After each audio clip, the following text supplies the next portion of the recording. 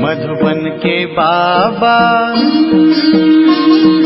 मधुबन के बाबा मुरली वाले, आपका क्या कहना,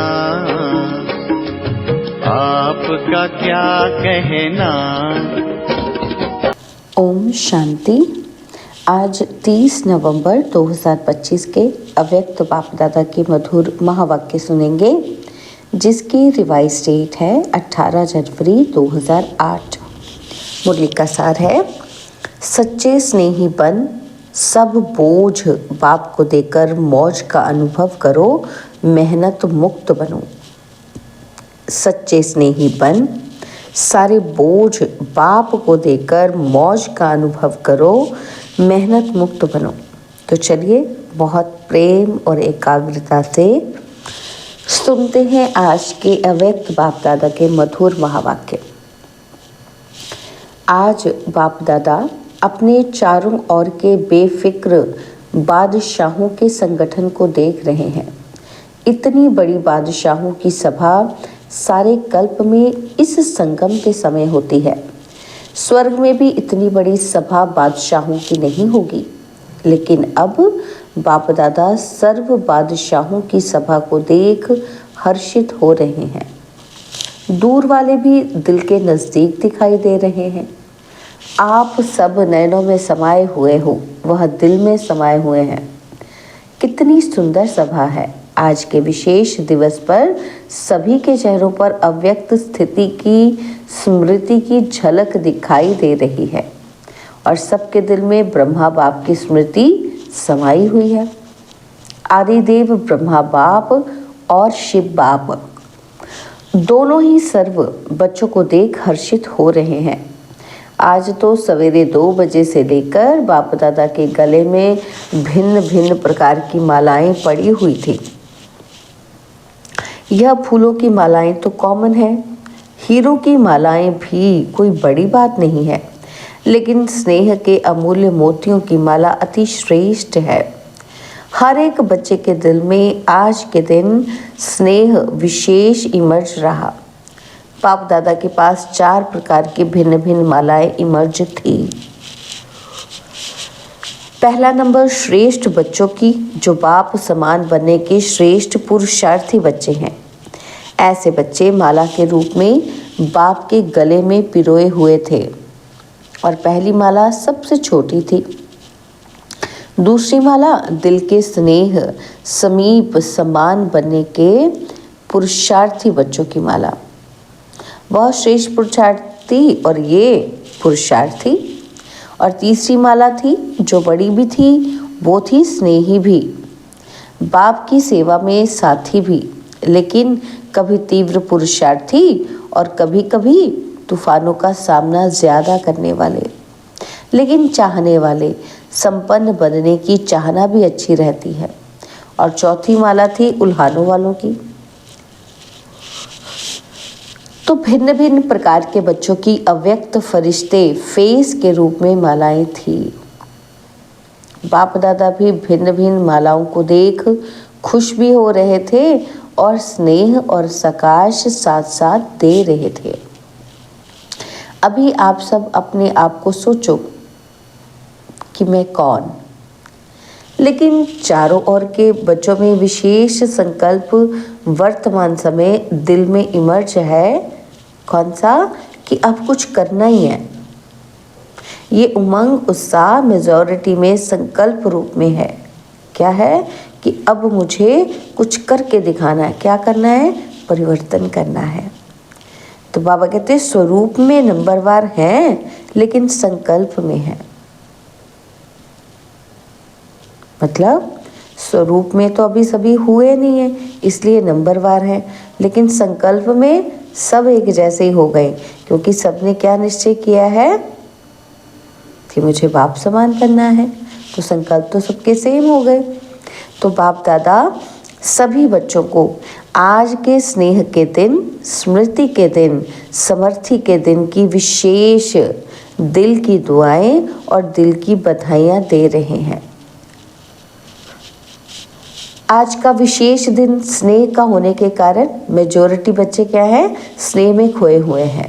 ऐसे ही पुरुषार्थ में सदा स्नेह में खोए हुए रहो, लवलीन रहो। तो सहज साधन है स्नेह, दिल का स्नेह, बाप के परिचय की स्मृति सहित स्नेह, बाप की प्राप्तियों के स्नेह संपन्न स्नेह।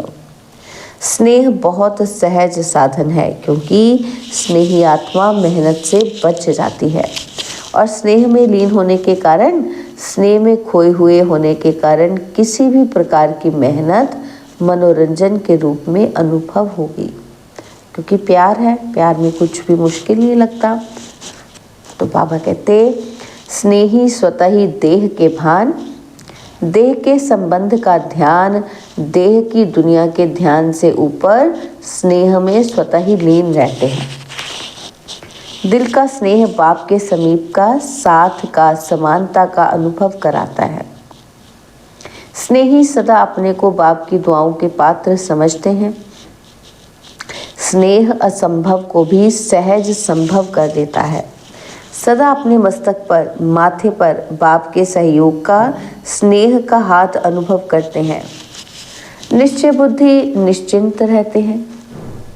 आप सभी आदि स्थापना के बच्चों को आदि के समय का अनुभव है। अभी भी सेवा के आदि निमित्त बच्चों को अनुभव है कि आदि में सभी बच्चों को बाप मिला। उस स्मृति से स्नेह का नशा कितना था। नॉलेज तो पीछे मिली, लेकिन पहला पहला नशा स्नेह में खोए हुए हैं। तो बाप स्नेह का सागर है, तो मेजॉरिटी बच्चे आदि से स्नेह के सागर में खोए हुए हैं। पुरुषार्थ की रफ्तार में बहुत अच्छी स्पीड से चल रहे हैं, लेकिन कई बच्चे स्नेह के सागर में खो जाते हैं और कोई सिर्फ डुबकी लगा के बाहर आ जाते हैं। इसलिए जितना खोए हुए बच्चों को मेहनत कम लगती, उतनी उन्हों को नहीं। कभी मेहनत कभी मोहब्बत दोनों में रहते हैं। बाबा कहते, लेकिन जो स्नेह में लवलीन रहते हैं वो सदा अपने को छत्र छाया के अंदर रहने का अनुभव करते हैं। दिल के स्नेही बच्चे मेहनत को भी मोहब्बत में बदल लेते हैं।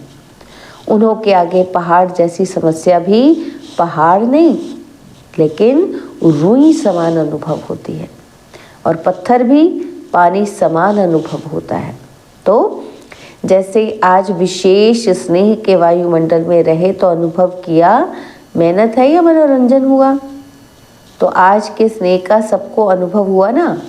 स्नेह में खोए हुए थे सभी, तो आज मेहनत का अनुभव हुआ नहीं हुआ ना। तो बाबा कहते, किसी भी बात में मेहनत का अनुभव हुआ आपको। क्या करूं, क्यों, ऐसे क्यों, कैसे का संकल्प आया। तो स्नेह सब कुछ भुला देता है।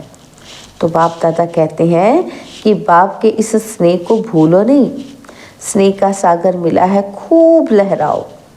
तो जब भी कोई मेहनत का अनुभव हो ना, क्योंकि माया बीच बीच में पेपर तो लेती है, लेकिन उस समय स्नेह के अनुभव को याद करो। याद करने से क्या होगा, तो जो मेहनत है ना वो मोहब्बत में बदल जाएगी। अनुभव करके देखो, करो इसको प्रैक्टिकल। क्या है, बाबा कहते हैं गलती क्या हो जाती है कि उस समय क्या क्यों इसमें बहुत चले जाते हो। जो आया है वो जाता भी है, लेकिन जाएगा कैसे। स्नेह को याद करने से मेहनत चली जाएगी, क्योंकि सभी को भिन्न भिन्न समय पर बाप दादा दोनों के स्नेह का अनुभव तो है ही। बाप का भी और दादा का भी, शिव बाबा का भी और ब्रह्मा बाबा का भी है ना अनुभव। कभी तो किया है ना। अच्छा चलो सदा नहीं है, कभी तो है ना। तो उस समय को याद करो, बाप का स्नेह क्या है, बाप के स्नेह से क्या क्या अनुभव किया। तो स्नेह की स्मृति से मेहनत बदल जाएगी, क्योंकि बाप दादा को किसी भी बच्चे की मेहनत की स्थिति अच्छी नहीं लगती। मेरे बच्चे और मेहनत, तो फिर मेहनत मुक्त कब बनोगे, कब बनोगे मेहनत मुक्त। बाबा कहते ये संगम युग ही है जिसमें मेहनत मुक्त मौज ही मौज में रह सकते हैं। मौज नहीं है तो कोई ना कोई बोझ बुद्धि में है। बाप ने कहा है बोझ मुझे दे दो, मैंपन को भूल ट्रस्टी बन जाओ, और जिम्मेवारी बाप को दे दो और स्वयं दिल के सच्चे बच्चे बन जाओ। खेलो और मौज करो, क्योंकि ये संगम युग सभी युग में से मौजों का युग है। और इस मौजों के युग में भी मौज नहीं मनाएंगे तो फिर कब मनाएंगे। तो बाप दादा जब देखते हैं ना कि बच्चे बोझ उठा के बहुत मेहनत कर रहे हैं, दे नहीं देते, बोझ खुद ही उठा लेते हैं, तो फिर बाप को तो तरस पड़ेगा ना, रहम आएगा ना। तो मौजों के समय मेहनत, बाबा को फिर रहम आता है। बाबा कहते स्नेह में खो जाओ, स्नेह के समय को याद करो। हर एक को कोई ना कोई विशेष समय विशेष स्नेह की अनुभूति तो हुई ही है ना, हुई है। बाप जानता है कि हुई है, लेकिन याद ही नहीं करते हो। मेहनत कोई देखते रहते हैं, फिर उलझते रहते हैं। तो अगर आज भी अमृत वेले से अब तक बाप दादा दोनों अथॉरिटी के स्नेह का दिल से अनुभव किया होगा ना, तो आज के दिन को भी याद करने से स्नेह के आगे मेहनत समाप्त हो जाएगी। तो अभी बाप दादा इस वर्ष में हर बच्चे को स्नेह युक्त और मेहनत मुक्त देखना चाहते हैं। बाबा कहते हैं मेहनत का नाम निशान दिल में नहीं रहे, जीवन में नहीं रहे। हो सकता है ऐसा, हो सकता है। अच्छा, जो समझते हैं कि करके ही छोड़ना है, हिम्मत वाले हैं, वो हाथ उठाओ। तो आज विशेष ऐसे हर बच्चे को बाप का विशेष वरदान है। क्या वरदान दिया बाबा ने? मेहनत मुक्त होने का। बाबा कहते स्वीकार है। फिर कुछ भी हो जाए तो फिर क्या करेंगे, क्या क्यों ये तो नहीं करेंगे ना। मोहब्बत के समय को याद करना, अनुभव को याद करना, और अनुभव में फिर खो जाना। आपका वायदा है, वायदा है ना। और बाप भी बच्चों से फिर प्रश्न पूछते हैं कि आप सबका वायदा है कि हम बाप द्वारा 21 जन्मों के लिए जीवन मुक्ति अवस्था का पद प्राप्त कर रहे हैं, करेंगे ही। तो जीवन मुक्ति में मेहनत होती है क्या? जब जीवन मुक्त होते हैं उसमें मेहनत होती है। 21 जन्म में एक जन्म संगम का है, और आपका वायदा 21 जन्मों का है, 20 जन्मों का नहीं है। तो फिर अभी से मेहनत मुक्त अर्थात जीवन मुक्त बेफिक्र बादशाह। तो अभी के संस्कार आत्मा में 21 जन्म इमर्ज रहेंगे, क्योंकि 20 जन्म तो हो गए, 8 सतयुग के और 12 त्रेता के, तो ये 20 हो गए। तो 21 जन्म का वर्षा कैसे मिला? तो जो एक जन्म है वो संगम युग का है। तो बाबा कहते हैं सारे संस्कार इसी समय इमर्ज हो रहेंगे आपके। तो 21 जन्म का वर्षा लिया है ना, कि या लेना है अभी? तो अटेंशन प्लीज, मेहनत मुक्त, संतुष्ट रहना और संतुष्ट करना, खुद भी रहना और दूसरों को भी करना। सिर्फ रहना नहीं है, करना भी है। तो अभी मेहनत मुक्त रहेंगे, तभी मेहनत मुक्त रह सकेंगे। नहीं तो फिर रोज कोई ना कोई बोझ की बातें, मेहनत की बातें, क्या क्यों की भाषा में आएंगी फिर। तो अभी समय की समीपता को देख रहे हो। जैसे समय की समीपता हो रही है, ऐसे आप सबका भी बाप के साथ समीपता का अनुभव बढ़ना चाहिए, बढ़ना चाहिए ना। तो बाप से आपकी समीपता समय की समीपता को समाप्त करेगी। क्या आप सभी बच्चों को आत्माओं के दुख अशांति की आवाज कानों में नहीं सुनाई देता? आप ही पूर्वज भी हो और पूज्य भी हो। तो हे पूर्वज आत्माएं, हे पूज्य आत्माएं, कब विश्व के कल्याण का कार्य संपन्न करेंगे? कब करेंगे? सोचो, बताओ बाबा को। तो बाप दादा ने समाचारों में देखा है कि हर वर्ग वाले अपनी अपनी मीटिंग करते हैं, प्लान बनाते हैं कि विश्व कल्याण की गति को तीव्र कैसे करें। बाबा कहते प्लान तो बहुत अच्छे बनाते हैं, लेकिन बाप दादा पूछते हैं कि आखिर कब तक। इसका उत्तर दादियाँ देंगी कि आखिर कब तक, पांडव देंगे कब तक। बाप की प्रत्यक्षता हो, यही सभी हर वर्ग के प्लान बनाने में लक्ष्य रखते हैं, लेकिन प्रत्यक्षता होगी दृढ़ प्रतिज्ञा से। कैसे होगी? दृढ़ प्रतिज्ञा से। प्रतिज्ञा में दृढ़ता कभी किसी कारण से व बातों से कम हो जाती है। प्रतिज्ञा बहुत अच्छे करते हैं। अमृत वेले अगर आप सुन सको ना, बाप तो सुनते हैं, और आपके पास अभी साइंस ने ऐसा साधन नहीं दिया है जो सभी के दिल का आवाज़ सुन सको। बाप दादा सुनते हैं। वादों की मालाएं, संकल्प करने की बातें इतनी इतनी अच्छी अच्छी, दिल खुश करने वाली होती हैं, जो बाप दादा कहते हैं वाह बच्चे वाह। बाबा कहते हैं सुनाए क्या क्या कहते हो, क्या क्या करते हो। बाबा ने कहा कि जब कर्म में आते हो ना, तो मुरली तक भी चलो 75% ठीक होते हैं, लेकिन जब कर्म योग में आते हो तो उसमें फिर फर्क आ जाता है। कुछ संस्कार, कुछ स्वभाव और संस्कार सामना करते हैं। उसमें प्रतिज्ञा दृढ़ के बजाय क्या हो जाती है? साधारण हो जाती है। दृढ़ता की परसेंटेज कम हो जाती है। तो बाप दादा एक खेल बच्चों का देख मुस्कुराते हैं। कौन सा खेल करते हो बताएं?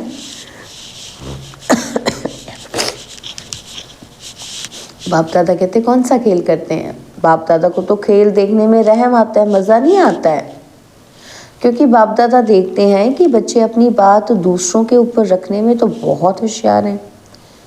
क्या खेल करते हैं बच्चे? क्या करते हैं? दूसरों की बातों देखने में ज़्यादा इंटेलिजेंट बनते हैं। बाबा कहते हैं फिर बातें बना देते हैं। सोचते हैं कि कौन देख रहा है, जब मैं जानूं या मेरा दिल जाने। किसी और को तो पता ही नहीं मैं मन में क्या सोच रहा हूँ किसी के प्रति। बाप तो परम धाम में बैठा है, सूक्ष्म वतन में बैठा है। अगर किसी को कहो ना कि ये नहीं करना चाहिए, तो क्या खेल करते हैं पता है? हाँ हुआ तो है, लेकिन कहते हैं ना तुमको ये नहीं करना चाहिए था, ये तुमने गलत किया। तो बाबा कहते फिर कहेंगे हाँ हो तो गया है, लेकिन ज़रूर डालते हैं। लेकिन क्या बोलते हैं फिर लेकिन में? ऐसा था ना, उसने ऐसा किया था, ऐसे नहीं होता ना तो ऐसे होता है ना, तभी हुआ है ये मेरे से, मैंने नहीं किया। ऐसे किया उसने, तभी इसने ऐसे किया, तभी मैंने किया, नहीं तो मैं नहीं करता। बाबा कहते तो ये क्या हुआ? क्या किया इसमें हमने? अपनी महसूसता, रियलाइजेशन कम है, क्योंकि मैंने ये फील ही नहीं किया कि मैंने गलती की है। मैंने ब्लेम दूसरे पर डाल दिया कि इसने ऐसा किया तभी ऐसा हो गया मेरे से, मैं करना नहीं चाहता था। तो बाबा कहते इसमें क्या हो गया? आपने अपनी महसूसता, रियलाइजेशन कम की है। फिर बाबा कहते अच्छा मानो उसने ये किया तभी आपने किया, चलो बहुत अच्छा। तो पहला नंबर वो हुआ ना जिसने किया, और दूसरा नंबर फिर आप हो गए, ठीक है ना, क्योंकि उसने किया, उसके रिजल्ट में आपने भी कर दिया, आप भी दूसरे नंबर पर गलत करने वाले हो गए। बाप दादा ये भी मान लेते हैं कि आप पहला नंबर नहीं है, दूसरा नंबर है। लेकिन अगर आप सोचते हो कि पहला नंबर परिवर्तन करे तो मैं ठीक हूँगा, ठीक है, यही सोचते हैं ना बच्चे ब्लेम में, उसने ऐसा किया तभी किया। तो बाबा कहते हैं अच्छा मान लो, अगर वो चेंज हो जाए फिर आप भी तो ठीक हो जाओगे ना। तो आप सोचते हो कि पहला नंबर परिवर्तन करे, वो ठीक हो जाए तो मैं ठीक हो जाऊंगा, ठीक है, यही सोचते हैं ना। तो यही समझते हो ना उस समय। तो मानो पहला नंबर परिवर्तन करता है, वो अपने आप को चेंज कर लेता है, मान लो। तो बाप दादा और सभी नंबर वालों को कहते हैं कि फिर पहले नंबर वाले को कहते हैं कि आपकी गलती है। बाबा कहते हैं हाँ मैं उसको बोलता हूँ कि तुम्हारी गलती है, आपको ठीक करना है, ठीक है। पहले नंबर वाले को बाबा ने बोल दिया कि उसकी गलती है, आपको ठीक करना है। अच्छा, अगर पहले नंबर वाले ने परिवर्तन किया तो फिर पहला नंबर किसको मिलेगा? ट्रांसफॉर्मेशन का, परिवर्तन का। परिवर्तन में फर्स्ट कौन आया? आपको तो फिर पहला नंबर नहीं होगा ना। तो परिवर्तन शक्ति में आपका पहला नंबर नहीं होगा। तो पहला नंबर आपने उसको दिया और फिर आपका नंबर कौन सा हुआ? दूसरा ही हुआ ना। तो अगर आपको कहें कि दूसरा नंबर है तो फिर आप मंजूर करेंगे? करेंगे आप तो कहेंगे नहीं नहीं, ऐसा था ना, वैसे था ना, तो कैसा था? ये वाली भाषा फिर खेल में आती है कि बाबा ये तो गलत था, अब ये कैसे फर्स्ट आ सकता है, ये कैसे प्राप्ति पहले कर सकता है, मेरे से ज़्यादा कैसे कर सकता है। तो बाबा कहते ऐसे वैसे कैसे, ये खेल बंद करके मुझे परिवर्तन होना ही है। मैं परिवर्तन होकर दूसरों को परिवर्तन करूं। लेकिन अगर दूसरे को परिवर्तन नहीं कर सकते हो तो शुभ भावना, शुभकामना तो रख सकते हो। वो तो आपकी अपनी चीज है ना। तो हे अर्जुन, मुझे बनना है। पहला विश्व के राज्याधिकारी लक्ष्मी नारायण के समीप आपको आना है या दूसरे नंबर वाले को आना है, या आपको दूसरे नंबर पर आना है? सोचो। तो बाप दादा की इस वर्ष की यही आशा है कि सभी ब्राह्मण आत्माएं, ब्रह्मा कुमार, ब्रह्मा कुमारी, जैसे यहाँ ये बैच लगाते हो ना, सभी लगाते हैं ना, तो यहाँ भी आते हो तो आपको बैच मिलता है ना, चाहे कागज़ का, चाहे सोने का, चाहे चांदी का। तो जैसे यहाँ बैच लगाते हो वैसे ही दिल में, मन में ये बैच लगाओ। क्या बैच लगाना है? कि मुझे परिवर्तन होना है, मुझे निमित्त बनना है। ये बदले, ये बात बदले, ये व्यक्ति बदले, ये सरकमस्टांस बदले नहीं, मुझे बदलना है। बातें तो आएंगी, आप ऊंचे जा रहे हो ना, तो ऊंचे स्थान पर समस्याएं भी तो ऊंची ही आएंगी ना, आती ही हैं ऊंची। लेकिन जैसे आज नंबरवार यथाशक्ति स्नेह के स्मृति का वायुमंडल था, ऐसे अपने मन में सदा स्नेह में लवलीन रहने का वायुमंडल सदा इमर्ज रखो। बाप दादा के पास समाचार तो बहुत अच्छे अच्छे आते हैं, संकल्प तक बहुत अच्छे हैं, स्वरूप में आने में यथाशक्ति हो जाते हैं। अभी 2 मिनट के लिए सभी परमात्मा स्नेह संगम युग के आत्मिक मौज की स्थिति में स्थित हो जाओ। हो जाओ सभी स्थित। अच्छा, यही अनुभव हर दिन बार बार समय प्रति समय अनुभव करते रहना। स्नेह को नहीं छोड़ना, स्नेह में खो जाना सीखो। अच्छा, चारों ओर के योग युक्त, युक्त युक्त, राज युक्त, खुद भी राज को जान, सदा राजी करने वाले और राजी रहने वाले। सिर्फ स्वयं राजी नहीं रहना है, राजी करना भी है। तो ऐसे सदा स्नेह के सागर में लवलीन बच्चों को, सदा बाप समान बनने के तीव्र गति के पुरुषार्थी बच्चों को, सदा असंभव को भी सहज संभव करने वाली श्रेष्ठ आत्माओं को, सदा बाप के साथ रहने वाले और बाप की सेवा में साथी रहने वाले, ऐसे बहुत बहुत लकी और लवली बच्चों को आज के अव्यक्त दिवस की, अव्यक्त फरिश्ते स्वरूप की याद, प्यार और दिल की दुआएं।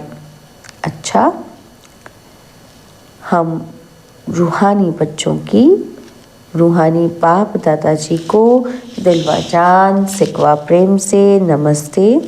ओम शांति। प्यारे बाबा, मीठे बाबा, मेरे बाबा, शुक्रिया बाबा, शुक्रिया बाबा, शुक्रिया। बाबा ने आज हमें वरदान दिया, याद के यादू मंत्र द्वारा सर्व सिद्धियां प्राप्त करने वाले सिद्धि स्वरूप भव। याद के जादू मंत्र द्वारा सर्व सिद्धियां प्राप्त करने वाले सिद्धि स्वरूप भव। बाप की याद ही जादू का मंत्र है। इस जादू के मंत्र द्वारा जो सिद्धि चाहो वह प्राप्त कर सकते हो। जैसे स्थूल में भी किसी कार्य की सिद्धि के लिए मंत्र जपते हैं, ऐसे यहाँ भी अगर किसी कार्य में सिद्धि चाहिए तो यह याद का महामंत्र ही विधि स्वरूप है। यह जादू मंत्र सेकंड में परिवर्तन कर देता है। इसे सदा स्मृति में रखो तो सदा सिद्धि स्वरूप बन जाएंगे, क्योंकि याद में रहना बड़ी बात नहीं है, सदा याद में रहना ये बड़ी बात है। इसी से सर्व सिद्धियां प्राप्त होती हैं। स्लोगन है, सेकंड में विस्तार को सार रूप में समा लेना अर्थात अंतिम सर्टिफिकेट लेना। सेकंड में विस्तार को सार स्वरूप में समा लेना अर्थात अंतिम सर्टिफिकेट लेना। तो बाबा के अव्यक्त इशारे अशरीरी और विदेही स्थिति के अभ्यास के लिए, तो बाबा कहते हैं जैसे कोई शरीर के वस्त्र सहज उतार सकते हो, ऐसे ये शरीर रूपी वस्त्र भी सहज उतार सको और सहज ही समय पर धारण कर सको, इसका अभ्यास चाहिए। अगर वस्त्र तंग व टाइट हैं तो सहज उतार नहीं सकते। ऐसे यह देह रूपी वस्त्र भी किसी संस्कार में चिपका हुआ व तंग व टाइट ना हो, इसके लिए सभी बातों में इजी रहो। यदि इजी रहेंगे तो सभी कार्य इजी होंगे। जितना पुराने संस्कारों से न्यारा रहेंगे उतना अवस्था भी न्यारी अर्थात विदेही सहज बन जाएगी। अच्छा, ओम शांति।